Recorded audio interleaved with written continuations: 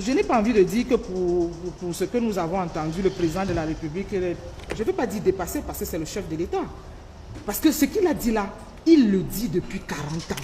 Un programme, c'est un programme, tout le monde sait ce que c'est. Et un programme, quand on le présente, c'est un ensemble de projets qui est arrimé à un cadrage macroéconomique, qui est chiffré. Quand on parle de chiffré, le programme doit être chiffré. Moi, je parle du programme politique. Je dis le programme politique. Je parle d'un programme politique. Non, je parle de programme politique. Le président de la République a présenté son programme politique. Je voudrais savoir comment on quantifie ou bien on chiffre les données de paix. Parce qu'il ne faudrait pas faire comme si tout le monde ne comprenait rien. C'est grave, hein? C'est grave. Vous savez, il peut arriver dans la vie qu'on n'ait pas peut-être des grades, mais qu'on sache aussi lire le français et avoir la compréhension de certaines choses. La compréhension de certaines choses voudrait qu'on fasse le distinguo entre un projet et un programme.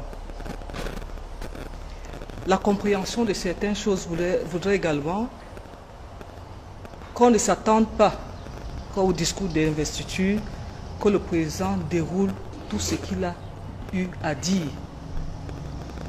Et lui-même, il a mentionné quelque part qui vous l'a dit. Tout à l'heure, j'ai fait apporter ce document qui est, parce que je voudrais déjà dire, le projet politique, le programme politique est global. Il est porté sur un grand temps. Et c'est un ensemble de projets. Elle parle de quoi? C'est un ensemble de projets compilés. Seigneur. C'est une vision, la vision d'un homme. Seigneur. Et la vision d'un homme, son excellence Paul Biya, est portée pour le libéralisme communautaire ça fait mal ce qu'elle dit. Que j'ai avec moi, Tais-toi. une pensée dynamique à la musique des temps présents. Tais-toi. Et le programme, généralement, est atemporel. Seigneur. Parce que quel que soit le groupe par lequel nous allons prendre les problèmes sociaux auxquels nous faisons face, ils reviennent d'une manière ou d'une autre sur la table. Parce que dites-vous, ces problèmes ne sont pas nés aujourd'hui. Aussi longtemps qu'existera le monde, ces problèmes existeront, mais peut-être seront adressés d'une autre façon. Je voudrais lever quelques équipes. D'accord. Je pense qu'on est là pour dialoguer aussi. Nous sommes là pour dialoguer. Je pense qu'il a été dit qu'il faut faire une différence entre un programme, un projet et une profession de foi. Un programme et un projet. Et j'ajoute une profession de foi. Un programme, c'est clair. D'accord? Non seulement c'est un ensemble de projets, mais en plus même un programme est chiffré. Un programme présente des cohérences avec un cadrage macroéconomique. Personne ne l'ignore. Et je dis encore que ce programme n'a pas été présenté. Je le dis et je l'assume, au regret de le dire. Et même si on a, et c'est le cas du DSCE, on a une vision sur 30, pardon, le cas de, de notre plan de développement sur 35 ans, mais avec des décades. Mais avec des décades. Ça veut donc dire quoi? Et moi, je pense que Monsieur le Président de la République sait que les 7 ans qui viennent, pour les 7 ans, le mandat est limité dans le temps. Même si la vision est éternelle. Pour les 7 ans, j'ai mis en place une décentralisation. Parce que vous avez anticipé sur les débats, et parce que lui, il a avancé dans ce débat. Parce qu'au fond, quand le président ne présente pas un programme différent, parce que nous, ce qu'on a fait au GPE, quand on n'a pas eu de programme, je dis bien chiffré, arrimage au cadrage macroéconomique, arrimage même aux exigences diplomatiques, internationales, etc., on s'est dit, c'est la SND 30 qui reste dans le programme. Et si c'est la SND 30 qui reste le programme, ce que les gens ont dit pendant le vote, c'est qu'il y a des hypothèses, Monsieur le Président, qui peuvent être revues. Le Président n'applique pas ce qu'il pense. Il est là aussi pour résoudre et accompagner les désirs des Camerounais. Donc moi je pense qu'il y a d'abord un problème idéologique dans la façon d'aborder la question. Parce que moi je pense et je croyais que quand le président vient nous présenter un cas, c'est qu'il nous a écoutés. Comme il a souvent, je crois que c'est un 11 février, il a dit, je vous ai entendu. Il est conscient de ce qu'il est à notre service et non l'inverse. Les indicateurs sont là. On n'a pas changé d'itinéraire. On nous dit le cadrage est celui-là. Mais il y a même un élément nouveau. Si les populations disent au président, Monsieur le Président, on a besoin de la fédération, on veut un État fédéral. Mais pourquoi il va refuser? Ce n'est pas à lui de nous dire non. Moi, c'est ce que je n'arrive pas à comprendre. Si on consulte des gens, si les gens réfléchissent, si à un moment donné, c'est parce qu'on estime que c'est ce que vous dites qu'il va appliquer. Que ce soit le président de la République, que ce soit le ministre, que ce soit le DG, ce sont des esclaves du peuple. Un ministre n'est pas là pour nous dire ce qu'il veut. Il est là pour appliquer ce que les gens lui ont demandé d'appliquer à travers ces différents suffrages. D'accord. Donc moi, je voudrais d'abord revenir là-dessus. Un programme, c'est un programme, tout le monde sait ce que c'est. Et un programme, quand on le présente, c'est un ensemble de projets qui est arrimé à un cadrage macroéconomique, qui est chiffré. C'est pour ça que quand on élabore tous les ans les PPA, pourquoi est-ce qu'on met les chiffres? Pourquoi les autres le font? Mais est-ce qu'on peut comprendre que le RDPC Et soit allé à cette élection sans programme, justement? Lorsqu'on évoque la paix, on quantifie comment? On chiffre comment? comment? Le manque de... C'est pas le fait de rester. Non, il a mis comme programme politique parce que je voudrais qu'on fasse la différence également la entre le stabilité programme de politique l'inertie et le programme économique. La stabilité de l'inertie. Je voudrais qu'on s'entende sur un principe. Ce n'est pas une Lorsqu'on parle de chiffrer, le programme doit être chiffré. Moi, je parle du programme politique. Je dis le programme politique. Je parle d'un programme politique. Non, je parle de programme politique. Le président de la République a présenté son programme politique. Quoi, le je voudrais savoir politique? comment on quantifie ou bien on chiffre les données de paix. Parce qu'il ne faudrait pas faire comme si tout le monde ne comprenait rien. C'est grave, hein? C'est grave. Parce que vous dites chiffre, ça vient de chiffrer. C'est pas grave, professeur. Non, Mais ça fait. n'est pas chiffré. Je dis le programme politique, je vous le dis. Le président de la République a présenté un programme politique qui intègre sa vision de la politique. C'est pas ma faute à moi si vous ne lisez pas suffisamment, cher ami. C'est pas ma faute si vous ne lisez pas. À quel niveau? Parce que C'est pas ma faute. Et en même temps, on parle du fédéralisme. Oui. C'est un projet. À être des bidons. Il y a un Vous nous projet. demandez de deviner. En revanche, parlant du fédéralisme, tout à l'heure on a dit il y a tel candidat qui a présenté le fédéralisme, tel autre a présenté le fédéralisme. Les Camerounais ont fait leur choix. Sauf si nous nous retrouvons également à faire le procès aux Camerounais qui ont fait leur Ils n'ont choix. pas fait le choix de la continuité. Les Camerounais ont dit, oh, monsieur le président, et comme il l'a reconnu, voilà l'itinéraire qu'on souhaite. Il a dit, je vous ai écouté. Il n'a pas dit que, les populations n'ont pas dit que, amenez-nous à nouveau dans les 43 ans antérieurs. Vous savez, moi, quand on travaille sur la gouvernance, dans tous les cas, on peut ne pas plaire à tout le monde. La corruption crée des morts. Vous connaissez le nombre de morts du fait de la corruption, même dans la santé? Quand on extrait une partie des ressources qui doit aller dans la santé, vous savez l'impact. Donc, quand on parle seulement de paix, on voit les morts. Oui, il y a eu les morts post-électorales. Mais il y a des morts du fait de la corruption.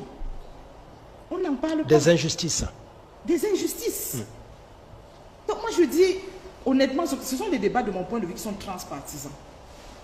Parce que lorsque le président dit nous avons le Cameroun en partage, c'est que lorsque les problèmes se posent, on dit nous sommes légalistes. Moi le titre de papier que fait c'est République exemplaire. Le président de la République dit nous devons être des légalistes. Mais nous avons des lois que nous ne respectons pas. Moi, la première chose, c'est d'abord rompre avec cette inertie que le président de la République décrit depuis des années. Si nous voulons nous tous nous accrocher sur le président de la République, d'accord. Philippe. Après, ici, si on m'arrête, ce n'est pas grave. Vraiment, il faut engager les réformes audacieuses, courageuses. Oui, mais lesquelles? C'est la question je reviens que je là-dessus. pose. Non, je reviens là-dessus. Et moi, ce que j'aime et je n'aime pas chez le président, c'est qu'on a effectivement l'impression que c'est au gré des lenteurs, au gré de la paix. Là, maintenant, là, il faut briser la glace. Parce que dans tous les cas, nous allons signer avec le fonds. Nous allons... vous croyez que l'argent qu'on va prendre comme prêt, on doit devoir le perdre parce qu'on garde les gens au niveau des entreprises publiques qui sont contre-performants? Est-ce qu'on doit avoir d'une part une main qui prend, de l'autre part une main qui verse?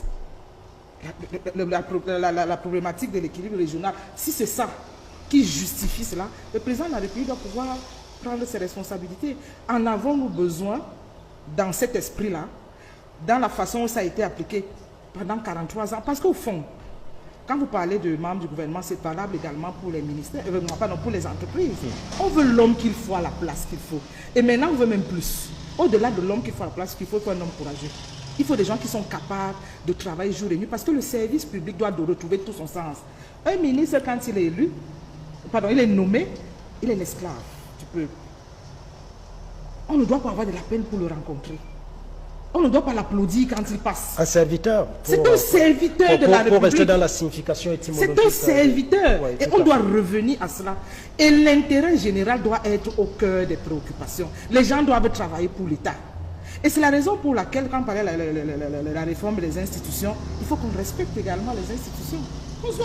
À partir du moment où on dit que c'est 9 ans, mais qu'on ne s'appelle pas 9 ans. Même si vous venez de la Lune. Et qu'est-ce que les juristes vont vous dire? Parce qu'il faut que les juristes, à un moment donné aussi, facilitent la tâche. Alors, le président de la République, pouvoir discrétionnel ne veut pas dire qu'il fait ce qu'il veut. Parce qu'on est en train de vouloir le déifier, on est capable de juger le président de la République. Et dit, monsieur le président de la République, nous ne sommes pas d'accord.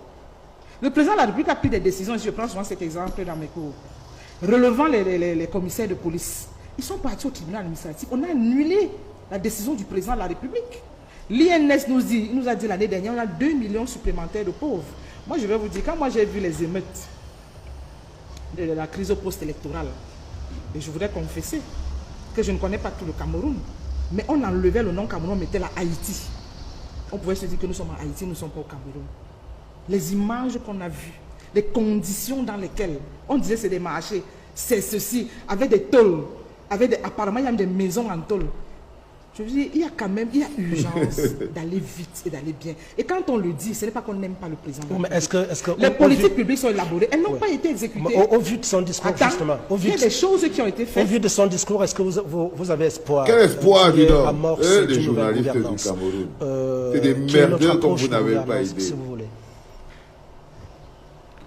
Je ne sais pas sur quoi je vais fonder mon espoir si le projet élaboré n'est pas accompagné d'une capacité des personnes qui sont prêtes à le faire. Parce que ce qu'on a vu jusque-là, et c'est lui-même qui le décrit, c'est que les gens travaillent pour eux-mêmes. Il dit l'administration n'est pas là pour travailler pour elle-même, elle est là pour servir les bénéficiaires. On voit le ministre de la fonction publique se battre tout le temps pour dire qu'il faut arrêter ceci. Donc il y a du travail. Il y a du travail. Et moi je pense, le discours, je n'ai pas envie de dire que pour ce que nous avons entendu, le président de la République, je ne vais pas dire dépassé parce que c'est le chef de l'État. Parce que ce qu'il a dit là, il le dit depuis 40 ans. Il le dit depuis 40 ans. Maintenant, les 7 ans qui restent, peut-être qu'il y aura un sursaut. Peut-être. Monsieur le Président dit, et il a toujours dit, la corruption nous crée des problèmes. Quand il dit encore que oui, je vais mener... Le véritable problème, la question qu'on peut se poser, est-ce que c'est un nouveau président? Non. Est-ce que c'est un nouveau président? Je dis bien non. C'est un peu comme lorsque vous avez votre enfant, votre époux, votre épouse à la maison. Il y a des occurrences et des récurrences que vous avez.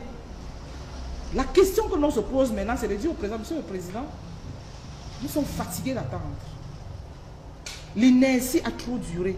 Vous-même, vous parlez d'inertie, mais nous y sommes encore. Le Conseil supérieur de la magistrature a fait 5 ans sans se tenir, monsieur le président. La fonction publique locale, depuis 2004 que la décentralisation existe, ça fait 11 ans. Elle doit faire combien? 21 ans? L'article 66, comme vous êtes garant... Sur la déclaration des biens. Sur la déclaration des biens, comme vous êtes garant de la Constitution, les gens estiment que, monsieur le président, il faut accélérer. La progressivité des juristes nous a fait comprendre que, en réalité, ça ne nous aide pas parce qu'on n'a ni eau, ni électricité. Nous suivons tous le scandale de Nachtigal. Nous sommes venus sur le scandale de Nachtigal. Pourquoi vous pensez que nous allons perdre 10 milliards par mois pendant autant de temps? Donc nous travaillons pour perdre de l'argent. Ça veut donc dire qu'il y a des choses, monsieur le président, qui ne peuvent plus se faire comme avant. Ce n'est pas parce qu'il a eu 54% qu'on va dire que non, il nous a montré cette voie, nous devons seulement continuer. Ouais, on l'a suffisamment dit. Qu'est-ce qu'il faut donc faire? Il faut qu'il parte. Le président de la République a négocier avec... projet. Oui. Ah ok, vous parlez de... Oui, mais puisqu'on a parlé de tout ça, il faut négocier avec les perdants pour penser, pour avoir la paix. Il faut négocier avec tout le monde. Même les Amazoniens. Je suis d'accord. On les a invités ici au dialogue national. On ne les a pas invités. Vous avez raison. Donc moi je dis, il y a une stratégie qui sera mise en place. Il n'y a personne qui doit rester à la marge. Moi je prends même le cas des femmes. Vraiment, laissons même le débat. On reviendra le 8 mars. D'accord? On peut poser le problème des femmes. C'est vrai que même quand on pose le problème des femmes ou des jeunes, c'est pas n'importe quelle femme et n'importe quel jeune. C'est pas un problème de genre seulement, c'est un problème de profil. Je suis désolé et je le dis depuis... Bravo. Je ne suis rien. Hein. Bravo. Depuis que je suis à l'ISMP. D'accord? Si on prend 7 ans pour former un médecin, on a besoin d'autant de temps, sinon plus pour former un gestionnaire. Ça veut donc dire qu'on ne peut pas prendre, Dieu donné son monde, dit allô bloc opératoire. Comme on ne peut pas prendre facilement, excusez-moi l'expression, un préfet et dire que vous êtes DG de la Sonatrel. Tout à fait. C'est vrai. Je suis désolé. Pour quelqu'un qui fait du management, la discrétion, ce n'est pas le discrétionnaire. Et le président me dit, c'est l'homme qu'il faut à la place. Ce n'est pas un problème d'opposition, on a les résultats. Et je pense, pour revenir aux solutions, vous demandez qu'est-ce qu'il faut. Dans tous ces ministères, il y a les profils de poste. Premier examen, faites un audit. Bravo. Faites un audit. Bravo. Vous venez ici, on en parle. Moi, j'ai les audits. La première chose que le président doit faire, c'est de dire tout ce qui est en violation de la conformité, d'où qu'elle vienne, professionnelle ou légale, Bravo. doit s'arrêter. Bien sûr. C'est le premier acte. Le gouvernement, on vous mettra, on me mettra. Dans tous les cas, personne ne mange chez un ministre. Parce que j'entends dire qu'on veut plus de ministres, on veut plus de DG. Personne ne mange. Et le ministre, c'est le ministre de la République, n'est pas le ministre d'une localité. Tout à fait. Ça veut donc dire que lorsque vous êtes ministre de la Santé, vous devez savoir ce qui se passe à l'Est, ce qui se passe au littoral. C'est votre préoccupation quotidienne. Et donc, moi, je dis, s'il y a un coup, s'il y a un indicateur que moi, je voudrais voir, c'est qu'ils disent la non-conformité, c'est terminé. Comment tu peux aussi regarder une vidéo sans t'abonner? Abonne-toi! Surtout, clique sur la cloche de notification. Ça, c'est la page de Buzz. Si tu veux être au courant des buzz et toutes les actualités au 237, abonne-toi et clique sur la cloche de notification. Partage aussi pour m'encourager. Surtout, si tu as quelque chose à dire, papa, lâche un commentaire.